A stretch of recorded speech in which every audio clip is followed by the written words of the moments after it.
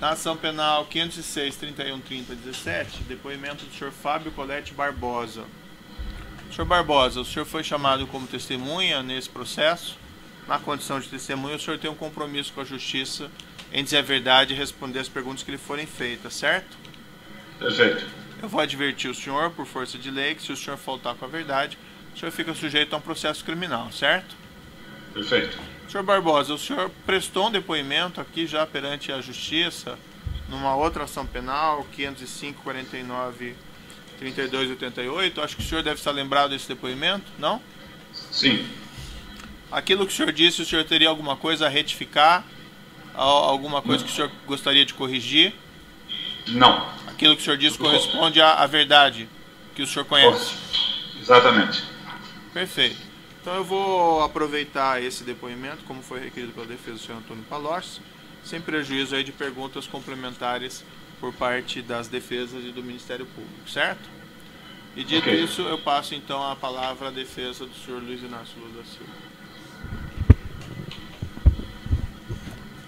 Bom dia, doutor Fábio Barbosa. Bom dia. Doutor Fábio, o senhor poderia rapidamente só fazer um histórico da sua formação e da sua atuação profissional? Eu sou formado em administração de empresas. Eu atuei em empresa comercial Nestlé, depois no setor financeiro durante muitos anos, enfim, e inclusive recentemente na Editora Abril, e agora estou em conselho de algumas empresas. Correto. Eu posso me estender, eu tentei ser breve na medida que foi sua sugestão. Correto. O senhor compôs o Conselho de Administração da Petrobras? Sim. O senhor se recorda o período? 2003 a 2011, meados de 2011. Correto. O senhor também compôs o Comitê de Auditoria da Petrobras durante esse período? Sim, não durante o período todo, porque ele foi constituído um pouco mais adiante, mas sim. Correto. O senhor foi perito financeiro do Comitê de Auditoria para fins da Sarbanes-Oxley, ou a SOX, na Petrobras? Sim, essa era a denominação. Correto. E qual era a sua função nesse cargo, nessa função? Quais as atividades inerentes a essa função que o senhor exercia?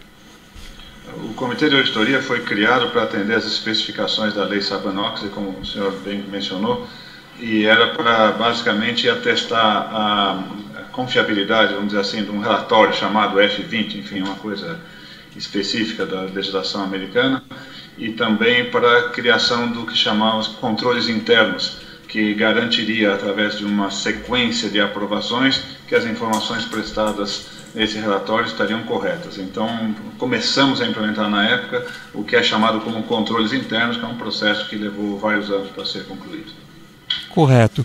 O senhor pode dar pelo menos uma ideia, um desenho geral de como era o sistema de controle interno da Petrobras durante esse período em que o senhor ocupou esses cargos? Fazendo a ressalva de que existia, enfim, auditoria interna, órgãos de conselho fiscal e outros órgãos, o que foi feito ali foi a criação de um processo, de novo, chamado controles internos, que visava, através de eu vou usar uma expressão aqui, não sei se correta, mas é tipo uma escada, né? Onde você começa com a aprovação lá de baixo, e todo mundo vai aprovando os determinados relatórios, até chegar lá em cima para o diretor financeiro poder assinar, dizendo que os números estão em conformidade com as atividades que tinham acontecido na empresa, e a partir daí isso aí é depois enviado para o conselho e depois enviado num relatório grande que ia para os Estados Unidos como uma empresa que tem suas ações negociadas na Bolsa. Certo. Nesse processo de controle que o senhor citou agora, o senhor tem uma ideia, ainda que estimada, de quantas pessoas eram envolvidas? Olha, eu sempre com essa ideia de que eu não lembro, mas é um número muito grande de pessoas que participaram da construção. Deixa eu deixar mais claro, se o senhor me permite. Claro. O processo de controles externos estava em construção, né? Então tinha uma organização inteira, tinha gente, tinha consultoria externa, tudo para montar esse sistema de maneira que as aprovações pudessem acontecer de uma forma sequenciada, dando maior credibilidade. Mas, sei lá, desculpe a informalidade aqui, mas há dezenas de pessoas, né? Correto. E a montagem desse sistema de controle, então, pelo que o senhor narrou, foi, enfim, elaborado de uma forma bastante criteriosa e com, inclusive, pelo que eu entendi, consultorias externas. Eu me lembro que tinha, na verdade, deixa eu deixar uma outra coisa clara. O controle interno, desculpa, essa política é para se certificar de que os relatórios refletiam aquilo que estava acontecendo na empresa, né?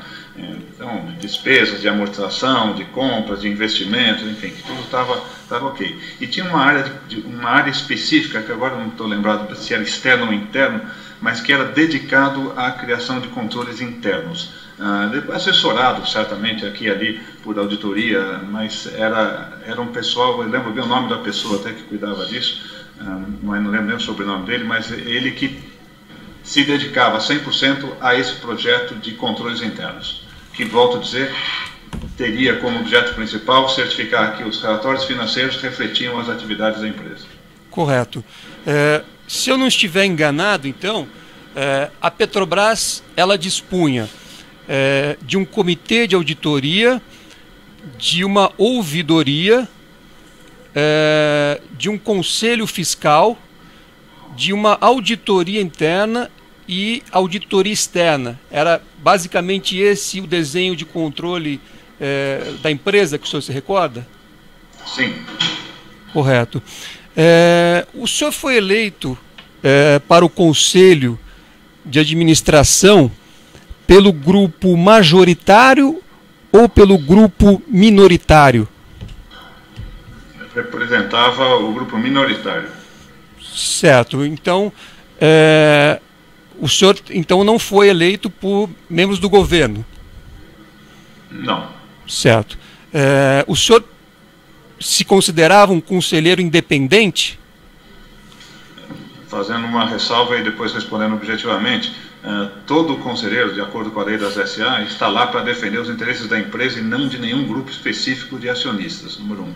Número 2, existe dentro da CVM uma definição do que é membro independente e eu me qualifico como membro independente, sim. Correto. O senhor se recorda se na estrutura da Petrobras, se a eleição de diretores era uma incumbência, uma atribuição do Conselho de Administração? Como em várias outras empresas onde eu também participo, geralmente a diretoria executiva ou o presidente executivo da empresa sugere o nome, até porque o Conselho não conhece todas as pessoas que têm perfil para aquele cargo, obviamente, isso é uma atribuição na prática da própria diretoria executiva e do executivo maior, e depois é submetida à aprovação do Conselho. Correto. O senhor apresentou alguma objeção à época em que houve a eleição para a diretoria dos senhores Nestor Severo, Paulo Roberto Costa e Renato Duque? Como mencionado em testemunho anterior, são pessoas que traziam um currículo bastante extenso e profundo conhecimento da empresa. Correto. Agora, não houve da parte do senhor nenhuma objeção com relação à eleição desses diretores? Não haveria, o que eu quis dizer é que eram pessoas que traziam justamente muito conhecimento e longos anos na empresa, não me recordo quantos anos, mas cada um deles tinha muitos anos de empresa. Correto. Não havia, então, nenhum elemento que justificasse a rejeição dessas pessoas naquele momento pelo Conselho? Exatamente. O senhor conhecia à época a estrutura de compliance das normas da SOX, da Sarbanes-Oxley? Na Petrobras? Isso. As normas de... Desculpa, se o senhor conhecia as normas de compliance da SOX na Petrobras, qual era a estrutura aplicada?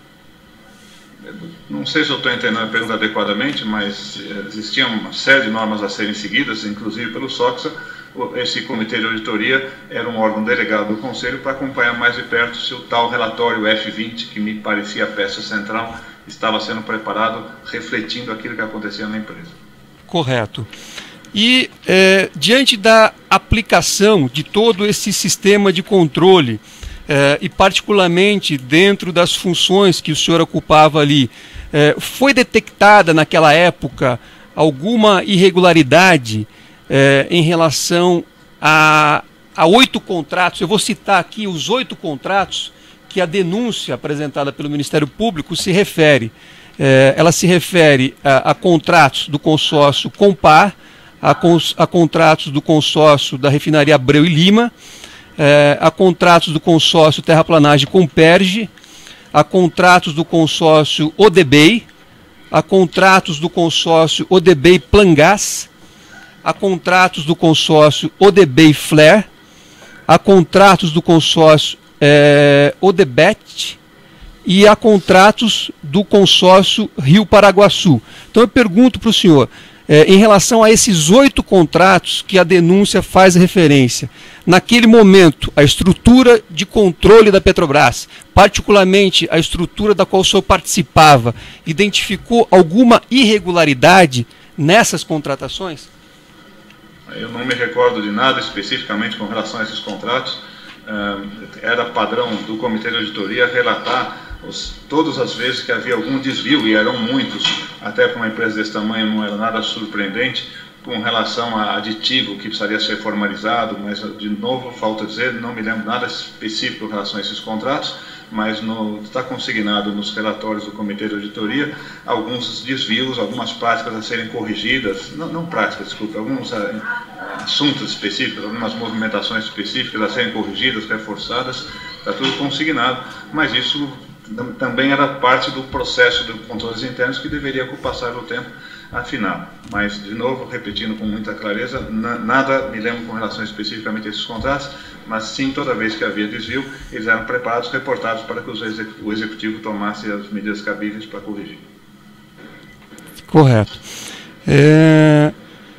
O senhor narrou aqui que participou, inclusive, da implantação dessa estrutura de controle aí, pelo que eu entendi, do próprio Comitê de Auditoria. É isso, né? Eu acompanhei, através do comitê, a implantação desse projeto, que tinha datas, tinha todo um sistema de tal parte já está pronta até o dia 10, a outra até o dia 15, até o dia 20, né? Para que depois de alguns anos tivéssemos então um sistema aceitável que desse garantia para a aprovação do tal F20. Certo. Agora, diante daquilo que o senhor participava, daquilo que o senhor vivenciava, o senhor entendia que as estruturas de controle interno da Petrobras eram adequadas e eficientes? Eu relatei várias vezes no Comitê de Auditoria a necessidade do corpo de executivos ficar atento aos pontos apontados pelo comitê, assim como pela auditoria, assim como pelos outros órgãos, no sentido de reforçar a documentação, aditivos de contratos, pagamentos, enfim, coisas triviais que me pareciam numa empresa daquele tamanho, mas sim era reportado, havia necessidade de reforço e isso era constantemente reportado. Nada, de novo, específico, mas pequenas coisas aqui e ali aconteciam sim. E esses aprimoramentos foram ocorrendo? Esses aprimoramentos iam ocorrendo seja por parte da diretoria executiva, seja pela implementação, que eu acabei não ficando até o final, de controles internos que reforçariam a qualidade desse documento. Correto. A gestão na Petrobras era exercida pela diretoria executiva da companhia nos termos do Estatuto Social e da Lei das SAs? Eu diria que era exercida pela diretoria executiva, nos termos da Lei das SA, e era supervisionada e orientada, em termos estratégicos, pelo conselho da empresa. Correto. O senhor sabe dizer, se recorda, se a Petrobras, à época em que o senhor estava lá, seguia as orientações do conselho da organização patrocinadora da Comissão de Tradeway, ou COSO, para manter controles internos efetivos sobre as demonstrações contábeis e ainda para avaliação da efetividade dos controles internos sobre as demonstrações contábeis incluídas no relatório da administração?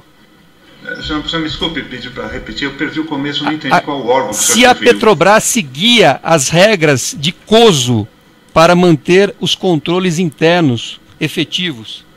Mas, desculpe, o que é COSO? Na verdade, é o Conselho da Organização Patrocinadora da Comissão de Tradeway. Então, eu não sou capaz de responder. Correto.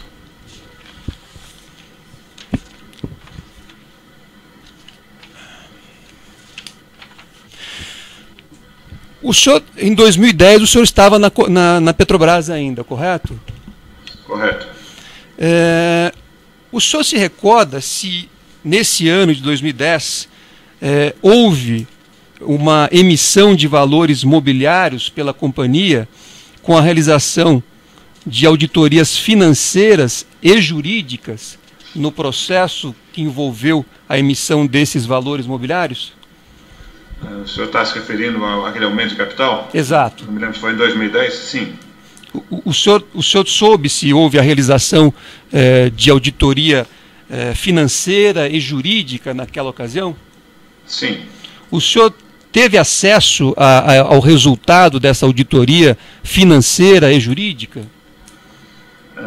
Eu vou dizer, houve uma contratação, se nós estamos falando, eu não estou lembrado bem do ano, daquele aumento de capital com o aporte das reservas, é disso que estamos falando? Exatamente. Então houve a contratação de um banco estrangeiro como advisor também para dimensionar qual era o valor daquelas reservas, enfim, de estabelecer um valor para que pudesse ser levado adiante a operação, e depois houve todo o trabalho por parte de consultores de toda a sorte.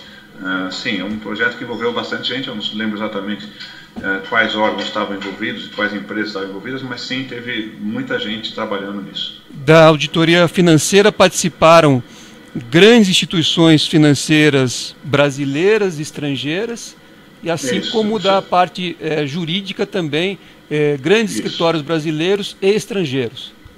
Embora eu não estou agora lembrado qual das grandes brasileiras estavam lá, mas eu lembro que tinha assim, um acompanhamento, inclusive, eu me lembro bem de um banco que fez o acompanhamento, mas havia também acompanhamento de auditoria, foi bastante diligente o processo. Todos renomados e capacitados.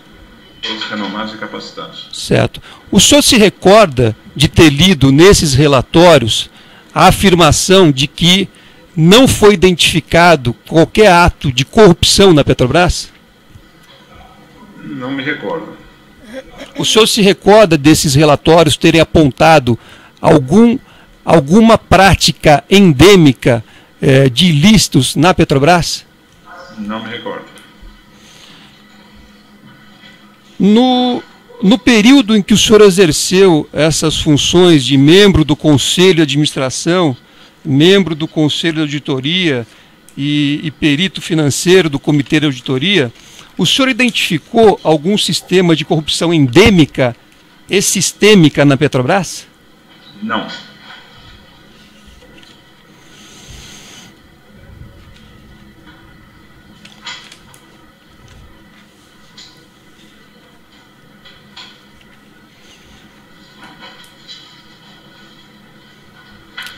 Ok, doutor Fábio, eram essas as perguntas. Eu agradeço ao senhor.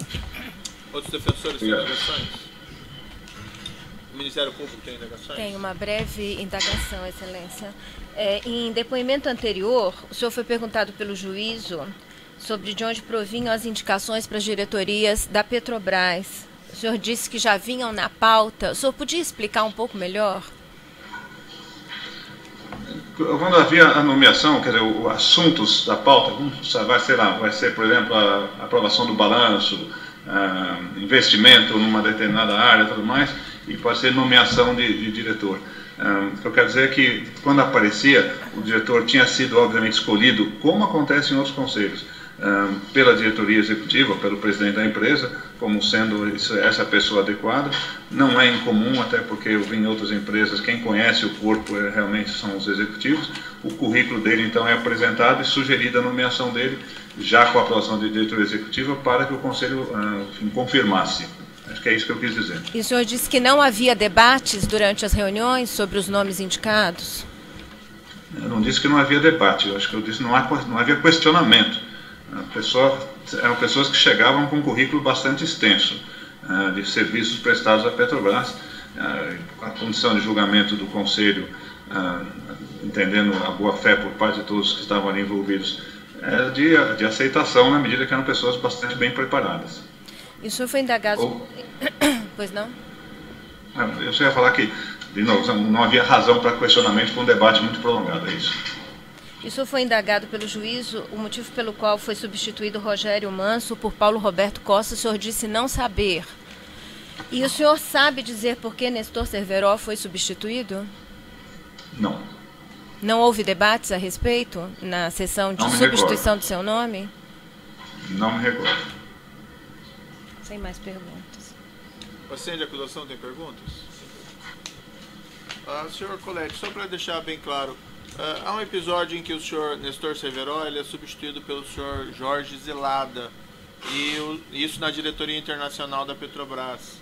E por sua vez o senhor Nestor Cerveró é nomeado por uma diretoria financeira na BR Distribuidora. O senhor não se recorda das circunstâncias dessa substituição? Excelência, não me recordo. Não me recordo. Eu sei do caso, obviamente, porque depois foi muito comentado, mas não me recordo. Nem me recordo especificamente da reunião, de como foi, eu nem sequer estava lá, na verdade. Não me recordo. Perfeito, só para ter isso bem claro. Então eu declaro encerrado o depoimento do senhor Fábio Colletti Barbosa. Pode interromper a gravação.